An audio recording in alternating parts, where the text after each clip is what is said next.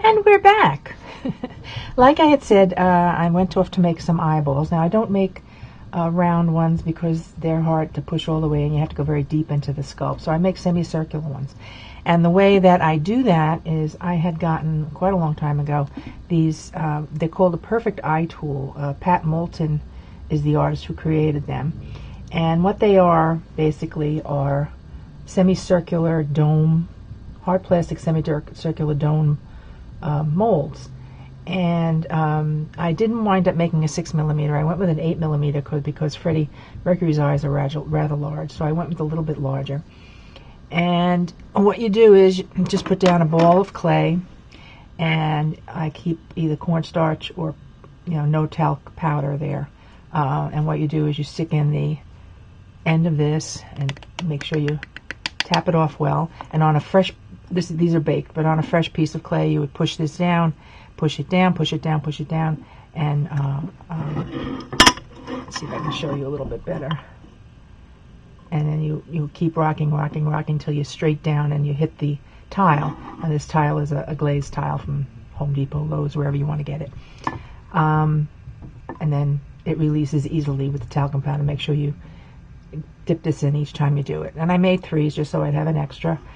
And that's how then I would bake these at 15-20 minutes at 275 degrees Fahrenheit.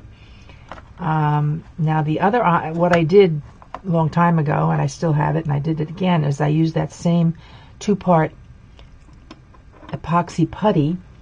This one happened to be the polyplastics. And what I did is I made a whole bunch of eyeballs using the Perfect Eye Tool, and then I baked them, and then I used the putty, and I put them on this surface, and I pushed this putty back, on top of them like that. And then again, you can bake this whole thing in the oven, which is what I already did. And then you just pop these out, and then you have another set, or as many as you need, of these eyeballs. Ooh, it won't go over on itself. Anyway, so this is an option. You can make as many as you want with this as well. It has 2 different options. If you don't have this tool and you want to make a mold like that, then you'll just have to do these by hand and use and you can use the epoxy putty over them. This just makes the whole job easy. You could use this alone, and this is supplemental if you want to make a whole mess of eyeballs in a short time. I didn't have to use any powder or release on this because silicone really doesn't stick to polymer clay at all. So that's how I made the half eyeballs.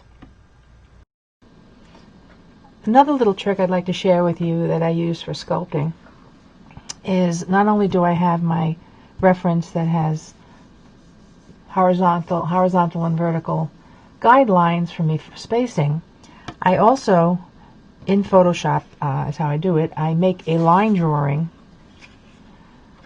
of these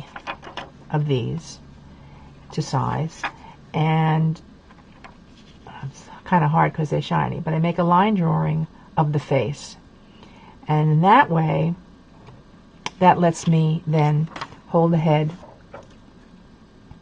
and get a good idea of where I'm going and where I'm heading as I'm sculpting.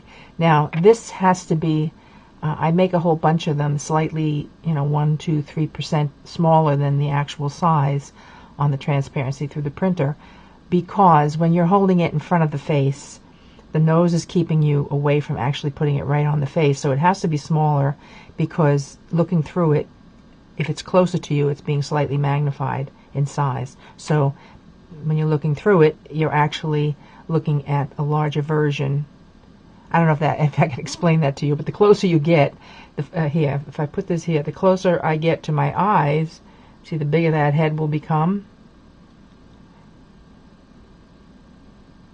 And the closer I get to the head, the more it will match. But I had to make this slightly smaller because I can't get flat to the plane of the face. His nose is keeping this about 1/4 inch to 3/8 of an inch away from the face, so it has to be slightly smaller so that I'm still getting the right size. Okay, so that is where we are right now. Now what I did is I used my dividers, and I found the space between his pupils, and I also figured out where horizontally the middle of his pupils go on here. And what I did was I made first I made the holes where they belonged here, then I made 2 lines going this way to extend them beyond the eyeball area so I can see them. When I'm putting the eyeball in, I can still see the reference lines. And the same thing here.